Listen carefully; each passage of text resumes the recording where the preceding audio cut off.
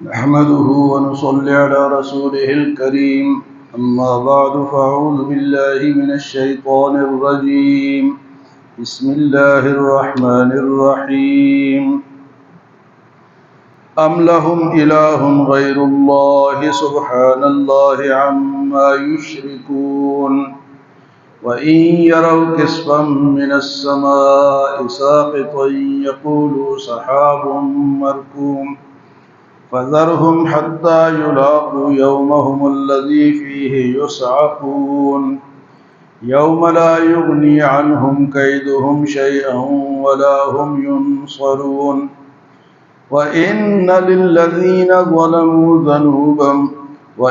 للذين ظلموا عذابا دون ذلك ولكن أكثرهم لا يعلمون واصبر لحكم ربك فإنك بأعيننا وسبح بحمد ربك حين تقوم ومن الليل فسبحه وإدبار النجوم.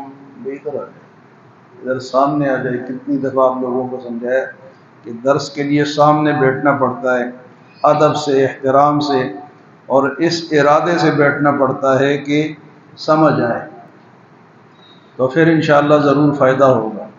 اگر لاپرواہی سے بیٹھیں گے تو قرآن سب سے زیادہ لاپرواہ ہے.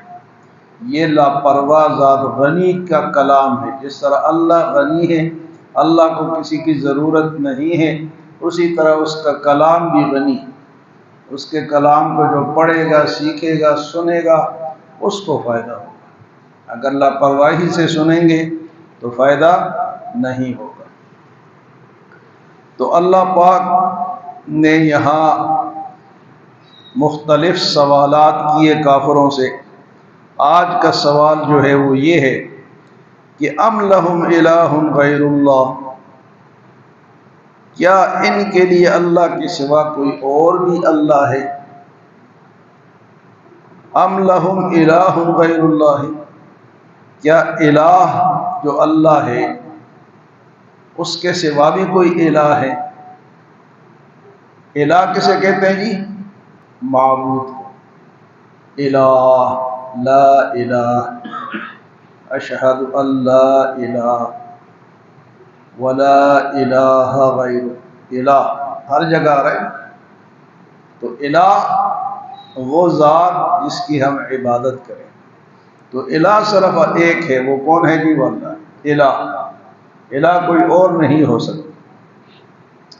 الہ کے معنی بہت سارے ہیں.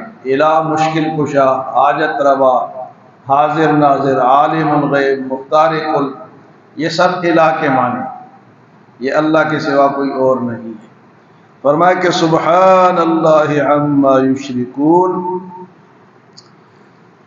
یہ جو شرک کرتے ہیں، اللہ کسی اور کو مانتے ہیں، کسی اور کو اللہ بناتے ہیں، اللہ اس سے پاک ہے. تم بناتے رہو.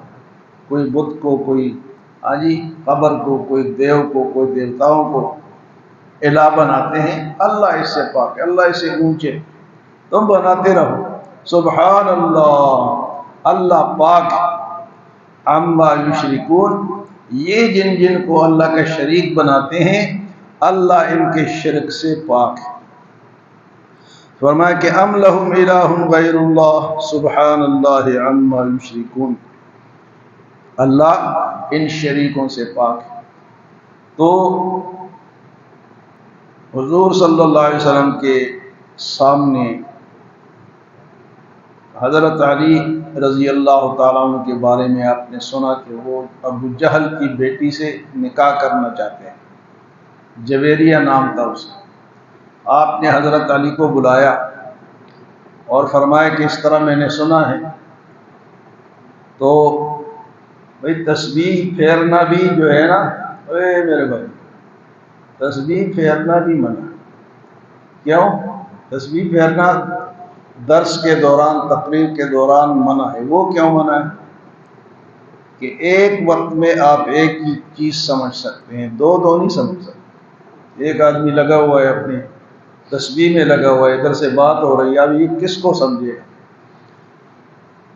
تو تسبیح تقریر کے دوران یا واعظ کے دوران یا درس کے دوران ایک بار، کیونکہ اللہ پاک فرماتے کہ میں نے انسان کا ایک دل بنایا، دو دل نہیں بنائے کہ ایک دل ادھر لگا رہے اور ایک دل ما جعل اللہ لرجل من قلبین فی جوفہ، اللہ نے انسان کے دل میں سینے میں ایک دل بنایا ہے، تو ایک کو ایک کی طرف توجہ۔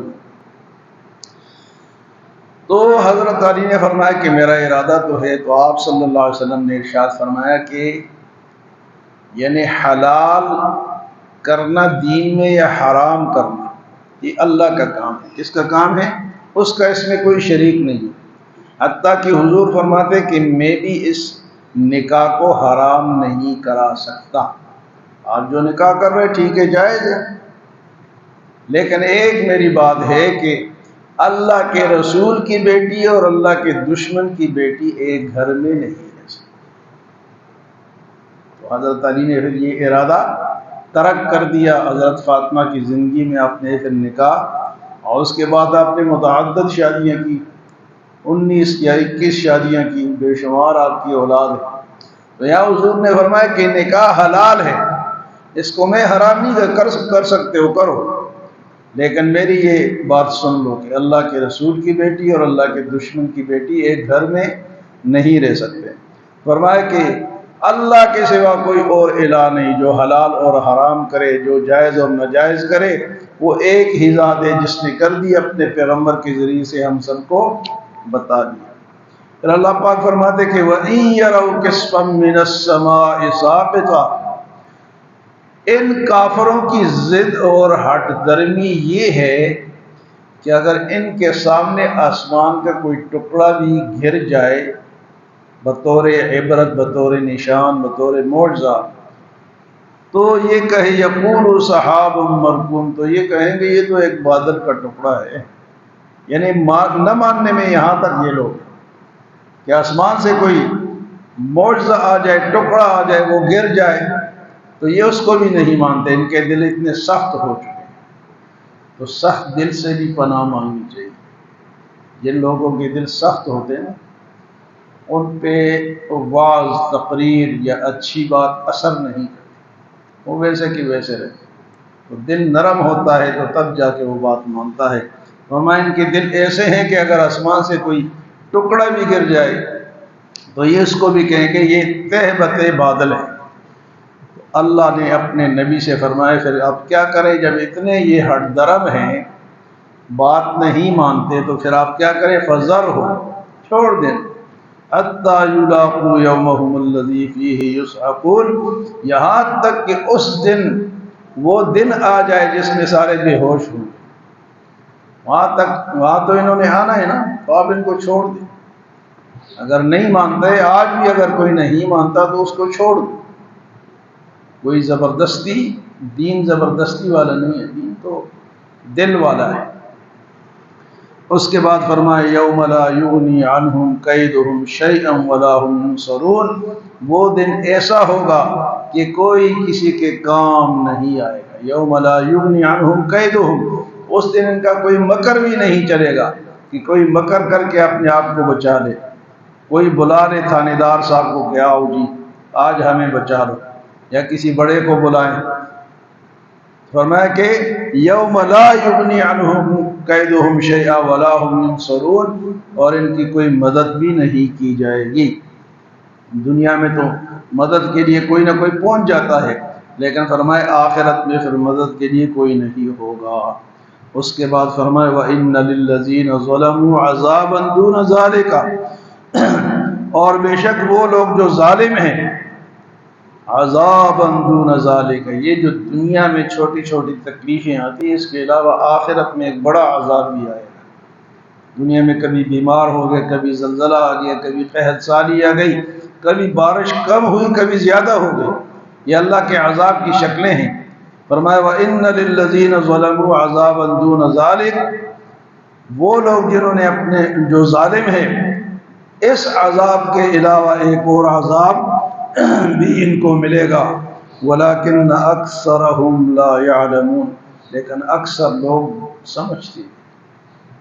سمجھ سے کام نہیں لیتے۔ اس کے بعد فرمایا وَاصْبِرْ لِحُکْمِ رَبِّکَ، میرے نبی آپ اپنے رب کے حکم کے ساتھ صبر کریں۔ اللہ کا حکم سنائے اور جو نہیں مانتے پھر آپ کیا کریں گے؟ صبر کریں۔ وَاصْبِرْ لِحُکْمِ رَبِّکَ فَإِنَّكَ بِأَعْیُنِنَا، بے شک آپ ہمارے سامنے ہیں، جو آپ کرتے ہیں جدوجہد کرتے ہیں آپ ہمارے سامنے ہیں۔ یہ اتنی بڑی بات ہے نا کہ اللہ فرمائے کہ تم ہمارے سامنے ہو، تو جو بندہ اللہ کے سامنے ہو جائے وہ کتنی اس کی عزت ہے۔ اللہ فرمائے تو میرے سامنے، تو ہم سب اللہ کے سامنے ہیں، جو حرکت ہم کرتے ہیں سب اللہ کے سامنے ہیں۔ وَاصْبِرْ لِحُکْمِ رَبِّکَ، آپ رب کے حکم کے ساتھ صبر کیجئے۔ فَإِنَّكَ بِأَعْیُنِنَا، آپ میرے نبی آپ میرے سامنے ہیں، جو آپ کرتے ہیں اور جو یہ کرتے ہیں یہ سب میں دیکھ رہا ہوں۔ وَسَبِّحْ بِحَمْدِ رَبِّكَ حِینَ تَقُومُ، اور جب آپ کھڑے ہوں تو آپ اللہ کو یاد کریں۔ وَسَبِّحْ بِحَمْدِ رَبِّكَ حِینَ تَقُومُ، جب بھی آپ اٹھے نماز کے لیے کسی کام کے لیے تو کیا کرے؟ اللہ کی تسبیح بیان کرے۔ ہاں جی، جب ہم صبح اٹھتے ہیں تو کیا پڑھتے ہیں؟ الحمدللہ الذی احیانا بعد ما اماتنا والیہ النشور، سبحان اللہ وبحمدہ سبحان اللہ العظیم۔ تو فرمایا کہ اللہ کی تسبیح، اللہ کی حمد آپ جاری رکھیں، اور اس کے بعد فرمایا وَمِنَ اللَّيْلِ، اور رات کو بھی اللہ کو یاد کرے۔ جس نے عشاء کی نماز پڑھی اس نے اللہ کو یاد کر لیا۔ وَمِنَ اللَّيْلِ، رات کو بھی اللہ کو یاد فرمائیں۔ فَسَبِّحُوا وَإِدْبَارَ النُّجُومِ، اور جب ستارے غائب ہو جائیں پھر بھی اللہ کو، یہ وہ وقت ستارے غائب ہو جائیں، فرمایا اس وقت بھی اللہ کو یاد کریں۔ اب ستارے غائب ہیں، اس وقت سے رات کو نکلتے ہیں، اس وقت فرمایا کہ وَمِنَ اللَّيْلِ، رات کو بھی اللہ کو یاد کریں۔ فَسَبِّحُوا، اس کی تسبیح بیان کرے۔ وَإِدْبَارَ النُّجُومِ، اور ستاروں کے بعد۔ تو یہ فجر کا وقت کیا ہے؟ یہ ستاروں کے بعد اللہ کو یاد کرنے کا وقت ہے۔ یہ وہ وقت ہے کہ جس میں اگر کوئی آدمی جماعت کے ساتھ نماز پڑھے، پھر درس سنے، پھر اللہ کا ذکر کرے، پھر اشراق پڑھے، اس کو ایک حج اور ایک عمرہ مکمل ثواب ملے گا، ایک حج کا اور ایک عمرے کا۔ کب جی؟ اس وقت یہ ثواب کون کون کرتا ہے؟ کوئی بھی نہیں کرتا، بھاگ جاتے ہیں، جا کے سو جاتے ہیں، یا کام کرتے ہیں، یا چائے پیتے ہیں، یا اخبار پڑھتے ہیں۔ تو تھوڑی سی دیر قرآن کی تلاوت کر لو، ایک رکوع روزانہ پڑھ لیا کرو، قرآن سے ہاں جی رابطہ بھی رہے گا، اور اشراق کا ٹائم اتنا کوئی زیادہ تو ہوتا نہیں ہے۔ ہاں اگر کسی کو گھر میں آگے پیچھے کام ہے تو گھر میں بھی پڑھ سکتا ہے، لیکن مسجد میں نماز پڑھ کے بیٹھا رہے اور اشراق پڑھے تو ایک حج اور ایک عمرہ ثواب ملے گا، لیکن وہ حج اور وہ عمرہ جو کہ مکمل ہے، اس میں کمی نہیں ہے، قبول شدہ ہے۔ ایسے تو ہم حج یا عمرے کے لیے جاتے ہیں تو 100 غلطیاں کر کے آتے ہیں، یا نیت خراب ہوتی ہے تو پتہ نہیں وہ قبول ہوتا ہے یا نہیں۔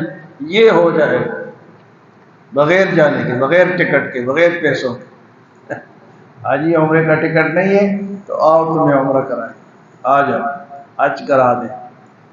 یہ بیٹھو اللہ اللہ کرو اور 2 رکعت نماز پڑھ کے چلے جاؤ۔